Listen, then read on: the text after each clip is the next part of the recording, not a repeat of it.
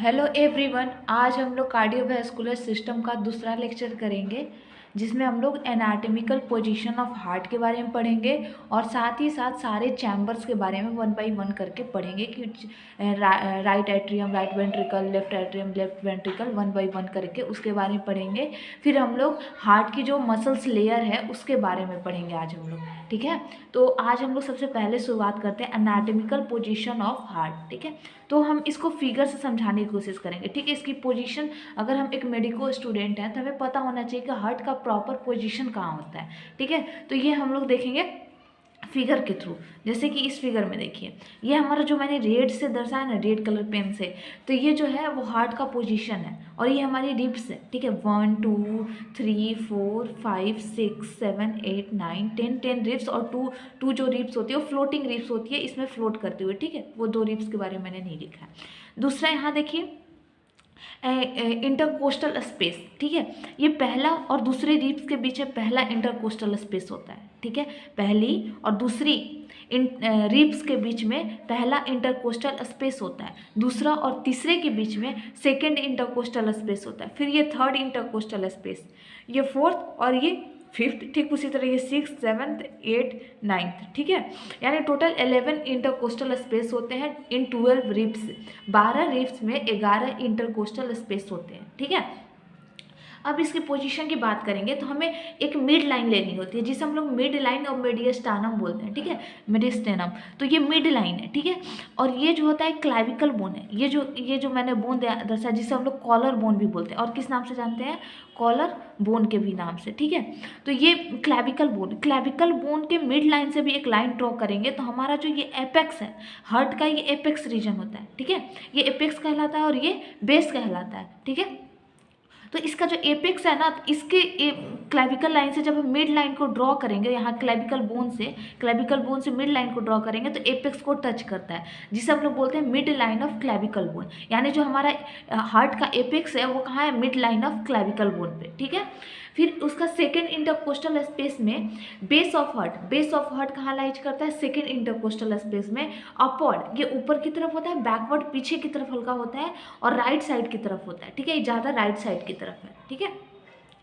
अब यहाँ देखें फिफ्थ इंटरकोस्टल स्पेस में एपेक्स ऑफ हार्ट लाइज करता है, एपेक्स ऑफ हार्ट है विच इज फेसेस डाउनवर्ड, वो नीचे की तरफ उसका फेस होता है, डाउनवर्ड होती है, फॉरवर्ड वो आगे की तरफ निकला हुआ रहता है, और just medial to mid clavicular line, ठीक है। मिड क्लैविकुलर लाइन ये होती है उसके मीडियल, ठीक है, उसके एकदम मिडिल बिटवीन, ये जो लाइन हम ड्रॉ करेंगे मिड क्लैविकल बोन से, तो उसके जस्ट उसको टच करेंगे, ठीक है। ये आपको यहाँ से पोजीशन पता चल गया। दूसरी बात कि ये जो मिड लाइन है, जो हमारी बॉडी की मिड लाइन है और mid line of clavicle bone है, इन दोनों के बीच में 9 सेंटीमीटर का डिस्टेंस होता है जो कि एपेक्स को टच करता है, ठीक है। तो यहाँ पे हमने लिखा है कि 9 centimetre from the mid line, apex of heart जो है वो 9 सेंटीमीटर दूर होता है मिड लाइन से, ये 9 सेंटीमीटर, ठीक है।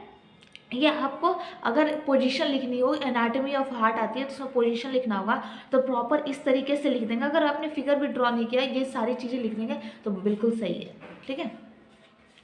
अब देखते हैं लेयर्स ऑफ हार्ट के लेयर्स के बारे में। तो तीन हार्ट की लेयर्स होती है, आउटर पेरिकार्डियम, मिडिल मायोकार्डियम और इनर इंडोकार्डियम, ठीक है। इन तीनों लेयर्स के बारे में वन बाई वन देखते हैं हम लोग। सबसे पहला है पेरिकार्डियम, ठीक है। पेरिकार्डियम जो कि आउटर लेयर होती है, ये आउटर कवरिंग ऑफ हार्ट की सबसे बाहरी कवर होती है। पेरिकार्डियम लेयर जो है वो दो लेयर से मिलकर बनी होती है, आउटर पेराइटल और इनर विसेरल, ठीक है। याद रखिएगा पेराइटल हमेशा बाहर की तरफ होती है, कोई भी अगर ऑर्गन है जिसे पेराइटल की बात की जा रही है तो पेराइटल बाहर की तरफ होगी और विसेरल अंदर की तरफ। तो आउटर पेराइटल और इनर विसेरल पेरिकार्डियम, ठीक है। आउटर जो होती है वो स्ट्रॉन्ग होती है, थोड़ी टफ होती है, ताकि उसको पूरी प्रोटेक्शन हार्ट को मिल सके, ठीक है। Strong protective sac around heart के चारों तरफ एक स्ट्रॉन्ग प्रोटेक्टिव कवर होती है, ठीक है। जबकि विसरल जो होती है थोड़ी स्मूथ होती है, थोड़ी लूज होती है, और ये मायोकार्डियम को इसके अंदर होती है मायोकार्डियम, ये मायोकार्डियम को कवर करके रखता है। मायोकार्डियम जो थी मिडिल लेयर थी, ठीक है। अभी हम लोगों ने देखा ये मिडिल लेयर थी, इसके अंदर लेयर होती है मायोकार्डियम। तो विसरल जो है मायोकार्डियम को कवर करके रखता है, और जो पेराइटल पेरिकार्डियम है वो स्ट्रॉन्ग प्रोटेक्टिव लेयर होती है, सबसे बाहर होती है, ठीक है। इन दोनों लेयर के बीच में थोड़ी सी स्पेस होती है जो कि एक दूसरे को सेपरेट करते हैं, जिसको हम लोग बोलते हैं पेरिकार्डियल कैविटी, जिसमें कुछ फ्लूइड कंटेन रहते हैं जिसको बोलते हैं पेरिकार्डियल फ्लूइड। ठीक है, वो फ्लूइड जो है इसकी कॉन्ट्रैक्शन रिलैक्सेशन में हेल्प करती है, फ्रिक्शन को रिड्यूस करती है। ठीक है, तो ये पेरिकार्डियल फ्लूइड वहाँ पे होती है। जब वहाँ इन्फ्लेमेशन हो जाती है तो फ्लूइड का अमाउंट बढ़ जाता है। फ्लूइड का अमाउंट जब बढ़ जाता है तो वो हार्ट को कंप्रेस करना शुरू कर देता है, एरोटा वगैरह को, जहाँ ब्लड सर्कुलेशन की दिक्कत आने लगती है। ठीक है, तो ये हमारा जो हार्ट हो गया, ये हार्ट के बाहर होता है। ये दोनों लेयर हो गई ना, इसके बाहर ये पेरिकार्डियल फ्लूइड होती है। ठीक है, जब यहाँ इन्फ्लेमेशन, किसी तरह का इन्फेक्शन वगैरह हो जाता है तो ये बहुत ही दिक्कत करता है, इसको कंप्रेस करने लगता है हार्ट को अंदर की तरफ में। ठीक है, जिसकी वजह से इसके कॉन्ट्रैक्शन रिलैक्सेशन पे अफेक्ट पड़ता है। ठीक है, सेकेंड इसकी लेयर है मायोकार्डियम लेयर। ठीक है, मायोकार्डियम लेयर। अब नेक्स्ट मायोकार्डियम लेयर, ये मिडिल लेयर होती है, बीच में होती है, made up of muscles fibre. ये कार्डियक मसल्स फाइबर से मिलकर बना होता है। ठीक है, ये सबसे थिकेस्ट, सबसे मोटी लेयर होती है। जब हम लोग बोलते हैं ना हार्ट अटैक आया है, मायोकार्डियल इन्फ्रैक्शन आया है, जिसे एमआई बोलते हैं, उस केस में यही वाला लेयर अफेक्टेड होता है। ठीक है, ये लेयर अफेक्टेड होता है, यहाँ पे ब्लड का सर्कुलेशन कम हो जाता है। ठीक है, तो ये सबसे मोटी लेयर होती है, जिसकी वजह से ये हेल्प करती है कॉन्ट्रैक्शन और relaxation of atrium and ventricle.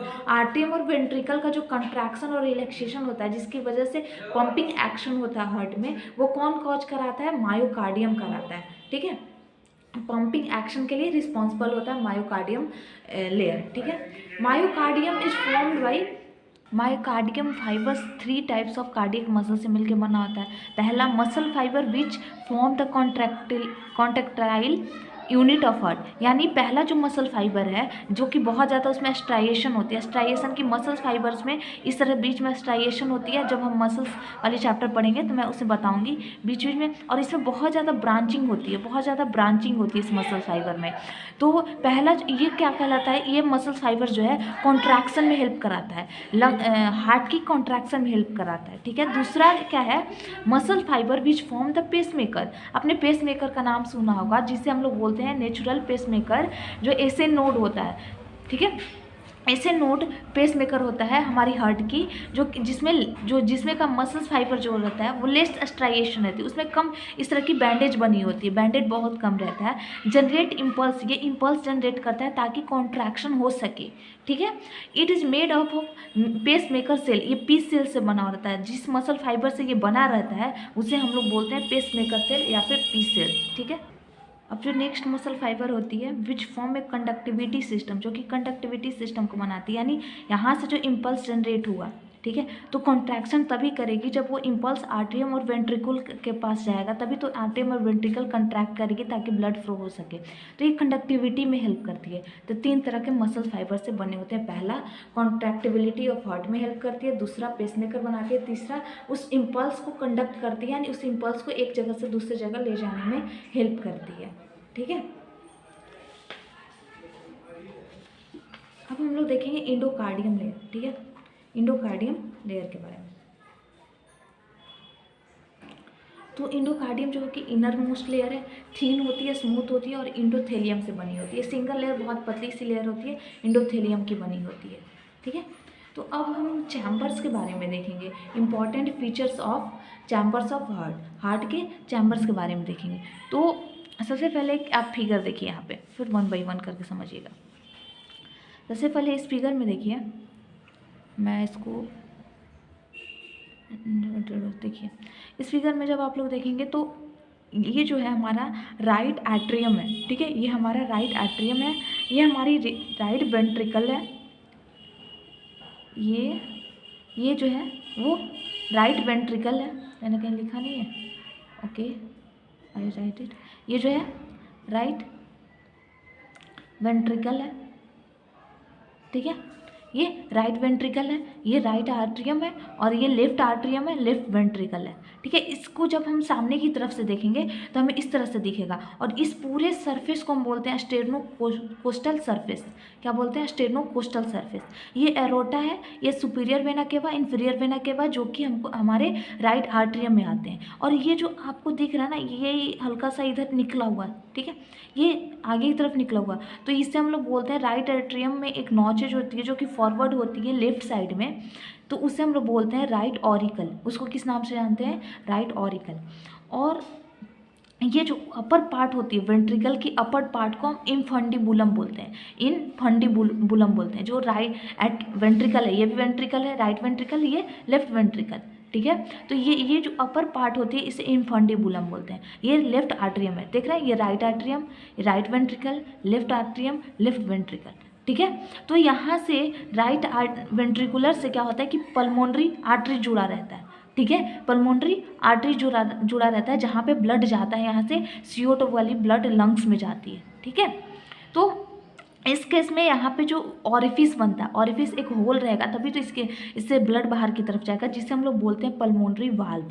इस ऑरिफिस को क्या बोलते हैं? पल्मोनरी वाल्व, ठीक है। इसका मतलब राइट वेंट्रिकुलर में दो ऑरिफिस होती है। एक तो यहाँ ट्राइकस्पिड वाल्व जुड़ा रहता है, ठीक है, ये ट्राइकस्पिड वाल्व है जो कि राइट आर्ट्रियम से राइट वेंट्रिकल को जोड़ता है। दूसरा राइट वेंट्रिकल जो है पल्मोनरी आर्टरी से जुड़ा रहता है, जिसे हम लोग बोलते हैं पल्मोनरी वाल्व, ठीक है। उसके बाद ये लेफ्ट आर्ट्रियम और लेफ्ट वेंट्रिकल, इनके बीच में मिट्रियल वाल्व होती है, और साथ ही साथ यहाँ से पल्मोनरी वेन आता है, इसमें जुड़ता है पल्मोनरी वेन, जो कि मैंने पहले लेक्चर में बताया है, तो उससे आप लोग देखिएगा, ठीक है। ये स्ट्रक्चर समझ आ रही है, ठीक है। आगे 1 बाय 1 देखिए। जैसे पहला हम लोग इसमें देखते हैं राइट आर्ट्रियम, ठीक है। राइट आर्ट्रियम जो है सबसे अपर चैम्बर, ऊपर वाली चैम्बर होती है, हम लोगों ने देखा। Of heart it forms a right border, ये राइट साइड में होती है, तो हार्ट की राइट बॉर्डर को डिफाइन करती है। और ये पार्ट ऑफ अपर बॉर्डर, ऊपर में होती है अपर बॉर्डर को, और राइट साइड की बॉर्डर को डिफाइन करती है। ये बेस होती है, बेस ऑफ हार्ट। हम लोगों ने देखा कि यहाँ पे ये वाला जो एरिया होता है ये एपेक्स कहलाता है, और ये बेस कहलाता है। तो ये बेस वाले रीजन में लाई करता है, ठीक है, बेस वाले रीजन को फॉर्म करता है, जबकि एपेक्स कौन फॉर्म करता है? वेंट्रिकल्स फॉर्म करते हैं। एपेक्स कौन फॉर्म करता है? वेंट्रिकल्स, ठीक है। वेंट्रिकल्स इलोंगेटेड, वर्टिकली इलोंगेटेड, इसका जो हम स्ट्रक्चर देखे थे, इस तरह से इलोंगेटेड स्ट्रक्चर होती है। इस तरह से हल्का सा आगे की तरफ ये नॉच निकली होती है, इलोंगेटेड स्ट्रक्चर इसका होता है, लंबा स्ट्रक्चर होता है, ठीक है। रिसीव ब्लड, ये ब्लड कहाँ से रिसीव करती है? ये डीऑक्सीजनेटेड ब्लड को रिसीव करती है, ऊपर से सुपीरियर वेना केवा और नीचे से इंफीरियर वेना केवा, ठीक है। ये इसके बारे में आप लोग प्रीवियस लेक्चर में बता चुकी हूँ, वो देख लीजिएगा, ठीक है। अपर एंड, इसका ऊपर वाला जो एंड है राइट आर्ट्रियम का अपर एंड, वो उसमें एक स्मॉल प्रोजेक्शन होती है, जो कि इस तरह से नुकीला निकला रहता है, ठीक है। इस तरह से नुकीला निकला होता है, जिससे हम लोग ऑरिकल बोलते हैं। ये क्या करता है कि जो राइट वेंट्रिकल है ना, यहाँ से जो राइट वेंट्रिकल निकलती है, ठीक है, इसका इनफंडिबल वाले रीजन को थोड़ा सा ओवरलैप करता है। ये देखिए फिगर में, देखिए ये जो स्ट्रक्चर दिख रही है ना, ये निकली हुई स्ट्रक्चर प्रोजेक्शन, इसे हम लोग राइट ऑरिकल बोल रहे हैं। और ये जो इनफंडिबुलम है राइट वेंट्रिकल का, उसको थोड़ी सी ओवरलैप करती है, slightly overlapping the infundibulum of right ventricle, ठीक है, ये चीज़। अब हम लोग देखेंगे राइट वेंट्रिकल। तो राइट वेंट्रिकल में हम क्या देख रहे हैं कि इन्फेरियर बॉर्डर होती है, ये ऊपर वाली रीजन कहलाती है सुपेरियर, और नीचे वाली रीजन कहलाती है इन्फेरियर। तो ये हमारा इन्फेरियर बॉर्डर होती है, ये क्या होती है? इन्फेरियर। और ऊपर वाली रीजन कहलाती है सुपेरियर। तो इन्फेरियर बॉर्डर है ये, ठीक है। पार्ट ऑफ अ स्टेनोकोस्टल सरफेस, ये मैंने बताया कि स्टेनोकोस्टल सरफेस पे ही लाई करती है, ठीक है। दो सरफेस होता है, स्टेनोकोस्टल सरफेस और दूसरा होता है डाइफ्रैग्मेटिक सरफेस, ठीक है। डाइफ्रैग्मेटिक सरफेस जो होती है वो डिफाइन होती है लेफ्ट वेंट्रिकल से, ठीक है। वो डाइफ्रागम को टच करती है, इसलिए उसको डाइफ्रैग्मेटिक सरफेस से जोड़ा जाता है, ठीक है। इसका शेप ट्रायंगुलर होता है, इसका शेप जो होता है इस तरह से ट्रायंगुलर होता है, ठीक है। इसका शेप देखिए, आपको देखने से भी पता चल रहा होगा, इसका शेप जो है वो ट्रायंगुलर है, ट्रायंगुलर शेप है, ठीक है। उसके बाद क्या है कि ये receive deoxygenated blood from right atrium to, ठीक है, ये राइट आर्ट्रियम से, ऊपर से राइट आर्ट्रियम से, यहाँ से ट्राइकस्पिड वाल्व से ये ब्लड को रिसीव करती है, डीऑक्सीजनेटेड ब्लड को, फिर उसको लंग्स में भेज देती है, ठीक है। अब यहाँ पे लंग्स में वो किसके थ्रू भेजती है? पल्मोनरी आर्टरीज के थ्रू, पल्मोनरी आर्टरीज। मैंने बताया कि वहाँ पे ऑरिफिस दो होती है राइट वेंट्रिकल में, पहला ट्राइकस्पिड वाल्व जो कि राइट आर्ट्रियम को राइट वेंट्रिकल से जोड़ती है, और दूसरा पल्मोनरी ऑरिफिस होती है जो कि पल्मोनरी आर्टरी को ओपन करती है राइट वेंट्रिकल में, ठीक है। यहाँ पे दो चीज़ें, दो ऑरिफिस होती है, ठीक है। अब हम लोग देखते हैं लेफ्ट आर्ट्रियम। लेफ्ट आर्ट्रियम जो है, लेफ्ट आर्ट्रियम थोड़ी सी छोटी होती है, ठीक है। और पोस्टेरियर साइड होती है, इंटीरियरली बहुत कम दिखाई पड़ती है। जब हम देखेंगे इंटीरियर, पोस्टेरियर पीछे की तरफ से होती है, ठीक है। ये हमारी रही लेफ्ट आर्टरियम, ठीक है। और यहाँ पे देखिए ये बहुत ज़्यादा इंफंडिबुलम ऑफ लेफ्ट वेंट्रिकल को भी ये कवर करती है, ठीक है। इसका जो बॉर्डर देख रहे हैं ये कवर करती है, ठीक है। और ये पीछे की साइड से होती है, और इसका स्ट्रक्चर देखिएगा तो क्वाड्रेंगुलर होती है, ठीक है, चौकार स्ट्रक्चर होती है इसकी, ठीक है। और ये बेस वाले ऊपर वाले एरिया को क्या बोलते हैं, बेस ऑफ हार्ट बोलते हैं, ठीक है। तो ये जो है 2/3 पार्ट ऑफ बेस को कवर करती है। पार्ट ऑफ अ स्टेनोकोस्टल सरफेस, ये भी सही है, स्टेनोकोस्टल सरफेस के पार्ट है। लेफ्ट बॉर्डर, ये लेफ्ट बॉर्डर को डिफाइन करते हैं, जिस तरह से राइट आर्टरियम था राइट बॉर्डर को डिफाइन करता था, लेफ्ट आर्टरियम जो है लेफ्ट बॉर्डर को डिफाइन करता है। और इसकी शेप जो है जैसे कि वो इलोंगेटेड शेप था, ठीक है, उसका राइट आर्टरियम का इलोंगेटेड शेप था, लंबी शेप थी, इसकी क्वाड्रेंगुलर शेप होती है, ठीक है। ये मतलब चौकार शेप होती है, थोड़ी सी चौकार, चारों कोण होती है, इसकी क्वाड्रेंगुलर शेप होती है। ये जो होती है ऑक्सीजनेटेड ब्लड को रिसीव करती है कहाँ से, पल्मोनरी वेन। हमारे बॉडी में कितने पल्मोनरी वेन होते हैं, 4 होते हैं, ठीक है। 2 एक लंग से, 2 एक लंग से, दोनों लंग से मिलाकर 4 पल्मोनरी वेन होते हैं, जो कि ऑक्सीजनेटेड ब्लड को लेफ्ट आर्टरियम में लेके आते हैं, ठीक है। लेफ्ट आर्टरियम में पल्मोनरी वेन जो है वो ऑक्सीजनेटेड ब्लड को लेके आती है, फिर वो उसको लेफ्ट वेंट्रिकल में पुश कर देती है, ठीक है। लेफ्ट ऑरिकल जो होता है, अभी मैंने बताया फिगर में कि वो ओवरलैप करती है राइट वेंट्रिकल के, इंफंडिबुलम ऑफ लेफ्ट वेंट्रिकल के इंफंडिबुलम को ये ओवरलैप करती है। यहाँ देखिए ये इंफंडिबुलम ऑफ लेफ्ट वेंट्रिकल है और ये हमारा लेफ्ट आर्टरियम है, ठीक है। तो इसको ये कवर करती है, इसको ये क्या कर रही है, कवर कर रही है, ओवरलैप कर रही है, ठीक है। अब हम लोग देखते हैं लेफ्ट वेंट्रिकल ये रिसीव करती है ऑक्सीजनेटेड ब्लड कहाँ से, लेफ्ट आर्टरियम से, पंप्स इनटू एरोटा, फिर ये एरोटा में डाल देती है जहाँ पे ऑक्सीजनेटेड ब्लड पूरे होल टिश्यू तक जाता है, ठीक है, टिश्यूज तक जाता है, ये एरोटा में चला जाता है। तो ये एपेक्स ऑफ हार्ट, ये निचले साइड में होती है, तो एपेक्स ऑफ हार्ट को बनाती है। इसमें 2 चीज़ें देखिए, ये जो स्ट्रक्चर दिख रही है लेफ्ट वेंट्रिकल के, ये एपेक्स के पास है, एपेक्स को डिफाइन कर रही है। दूसरी बात कि स्टेनोकोस्टल सरफेस में तो ये आ ही रहा है, दूसरी बात ये पोस्टेरियर साइड से होता है, डायफ्रागम से टच करता है, तो ये मोस्टली डायफ्रागमेटिक सरफेस को कवर करता है, ये मोस्टली डायफ्रागमेटिक सरफेस को कवर करता है, ठीक है। तो इसका हम लोग देखेंगे कि ये पार्ट ऑफ अ स्टेनोकोस्टल सरफेस का पार्ट है, लेकिन मोस्टली ये डायफ्रागमेटिक सरफेस को कवर करता है, ठीक है। अब इसमें भी 2 ऑरिफिसेस होती हैं, 2 होल होता है। पहला होल जो होता है बाइकास्पिड वाल, यानी आर्टरियम टू वेंट्रिकल, यानी इसमें क्या होती है, यहाँ पे लेफ्ट आर्टरियम से लेफ्ट वेंट्रिकल में जाकर ओपन होती है बाइकास्पिड वाल, ठीक है। दूसरा एरोटिक ऑरिफिस, जो कि एरोटिक वाल्व यानी एरोटा, जब अभी मैंने बताया कि ये ऑक्सीजनेटेड ब्लड को कहाँ ट्रांसफ़र करती है, एरोटा में, ताकि पूरे टिश्यूज़ में जाए। तो एरोटा तो इसमें कहीं ना कहीं खुलेगा तो एक वाल्व बनाएगा, ठीक है। वाल्व क्या करती है, वो बैक फ्लो से बचाती है, बैक फ्लो ऑफ ब्लड से बचाती है, तो इसे हम लोग बोलते हैं एरोटिक वाल्व, ठीक है। तो आज के लिए बस इतना ही, और क्योंकि अगर मैं नेक्स्ट टॉपिक शुरू करती तो लेक्चर लंबा चला जाता, तो आज के लिए बस इतना ही। अगर आपको ये लेक्चर और नोट्स पसंद आई हो तो प्लीज़ चैनल को like and subscribe and share करें, और कमेंट भी करें, बताएं कि ये लेक्चर आपको कैसा लगा। Thank you very much.